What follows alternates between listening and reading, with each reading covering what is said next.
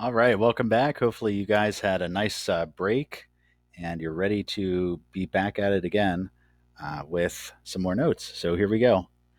All right, so the last thing we really have to talk about, so we already talked about like the non-specific immunities. We're going to talk about specific or adaptive immunity, and we're going to talk about our T cells and our B cells essentially. All right, so T cells or T lymphocytes are a really important cell in the immune response. And these guys basically, what they do is they have a receptor on their surface. And this is pretty common for cells to have these little like antigens or like little cell surface proteins. But basically, what they do is they process the antigens on the surface of bacteria and then they use them to attack pathogens. So basically, when you have an infection, if you remember going back to our nonspecific immunity, we had those phagocytic cells. So let's back up for a second here. We had all sorts of cells that were involved in this uh, nonspecific immunity, like monocytes, neutrophils, and macrophages. So if we go back and look at what they're doing, they are going to. So this illustration up here is showing us a dendritic cell. So what these phagocytic cells do is when they attack and start eating these pathogens, they break them down and they start to release fragments of their antigens, and then through a little process that they go through, so they absorb these pathogens or they absorb parts of these pathogens that include the antigens. They basically bind these to this protein called MHC. And this MHC molecule, this protein, binds to it, and then it carries it out and sticks it out onto its surface. And they call this presenting. So it presents this antigen so that now when the T cells come around, the T cells can bind onto this and start to produce a response. So, and it presents it, it basically turns the T cells on. So, backing this up for a second. So, that MHC is major histocompatibility complex, is what that stands for. That's a mouthful, right? But basically, it's what allows these antigens that came off of pathogens to become like compatible so that we can then start to make an immune response that's specific to that one type of cell. And so basically the antigen and the MHC go to the surface, the T cell comes along, binds to it, and that wakes it up, it activates it, and it's ready to go. So T cells are trained in the thymus. So they are also, they arise from stem cells in your red bone marrow. So they're produced just like all your other blood cells, but they travel to the thymus. And in the thymus, they're kind of trained to attack cells that are not part of yourself. So you have this like self identification antigen that basically says, hi, I'm a part of this person's body. It's almost like having a name tag, like, hi, my name is Ted. And basically, all your cells wear this. And so basically, these T cells go. And if they don't attack your own cells, that's good. They get to continue on. But if they do attack cells that are pathogens, then they are able to go on into your body and become active T cells. So it's pretty cool. That's why I said the thymus is kind of like the dojo of the T cells. Anyway, once these T cells go out to your body, there's a couple different types. There's what's called a helper T cell, and the helper T cell doesn't directly fight against these pathogens, but it produces these chemicals called cytokines, which are just like chemicals that basically signal like, hey, it's over here, and call other cells in for reinforcement. So they kind of like support the other cells. There's what are called cytotoxic cells, which do exactly what they sound like. They produce this cytotoxin, and they act kind of like natural killer cells, and they attack and kill things using these chemicals that they produce. But there's specific natural killer cells. So natural killer cells can like fight off just about anything that doesn't belong in your body. The T cells here, the cytotoxic T cells, can only attack these things that have this antigen that has been presented to them. There's also what are called memory cytotoxic T cells, which are then used to prevent later infections. So like once you've been exposed to an infection or an antibiotic, sorry, scratch that, not an antibiotic, wow, that was funny. Once you've gotten a vaccination, because you've been exposed to those antigens either through a vaccine or through an infection, these memory T cells float around inside your body, ready to fight off that infection again. And the third group is called regulatory. And basically, these guys kind of like clamp down and tell the other T cells to kind of chill out. So their job is kind of like being like the referee, you could say, of the immune system. And so when we look at like the biochemistry of all this, if you were to look at a T cell, they have this little protein chain that sticks out for them, and that's their receptor. So they all have this particular receptor that sticks out of the membrane, and this receptor then looks for certain regions of these antigens, which are proteins found on the surface of other cells. So that's what they're looking at. So this is kind of what's going on at a molecular level inside of your body.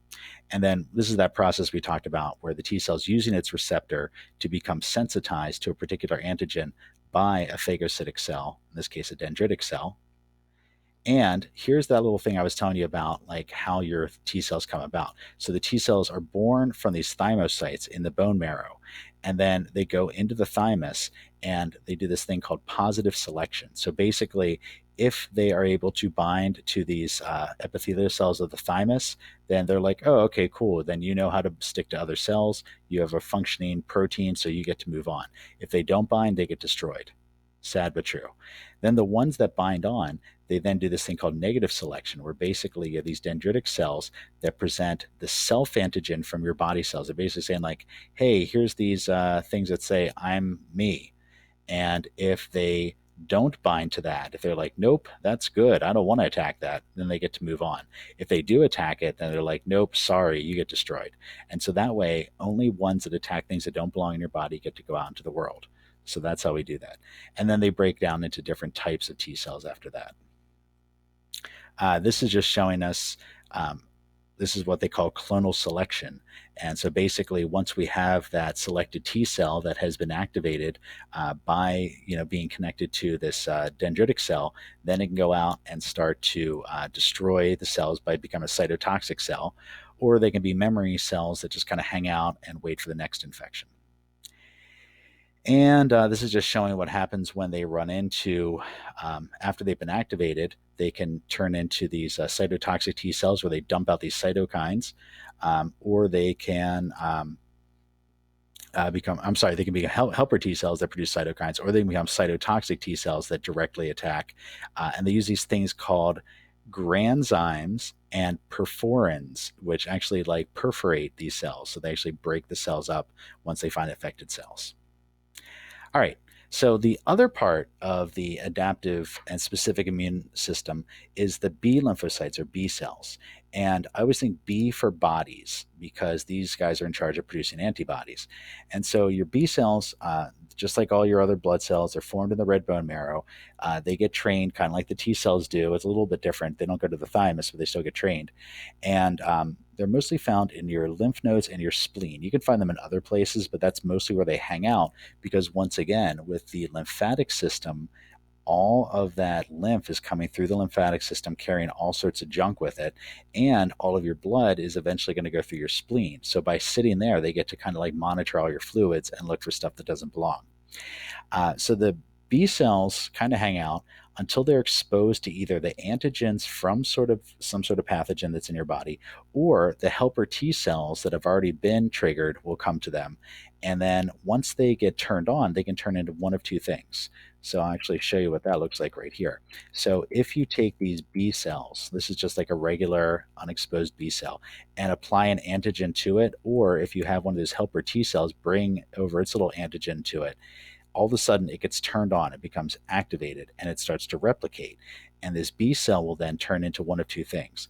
If it becomes like an active cell producing antibodies, it becomes what we call a plasma cell. And these are all these little antibodies that starts producing. And it just makes an army of these things that go out through your blood. The other thing it can become is what's called a memory B cell. And a memory B cell just kind of hangs out, and it's just like an active form where it knows how to make those antibodies, but it just hangs out. And this is what we call the secondary response. So basically, if you get infected a second time, this memory cell can make more memory cells to keep its memory going, but it can also make plasma cells in an instant, which is really cool. All right, so we end up with either the memory B cells or the plasma cells that produce these things called immunoglobulins, which is a fancy word for antibodies.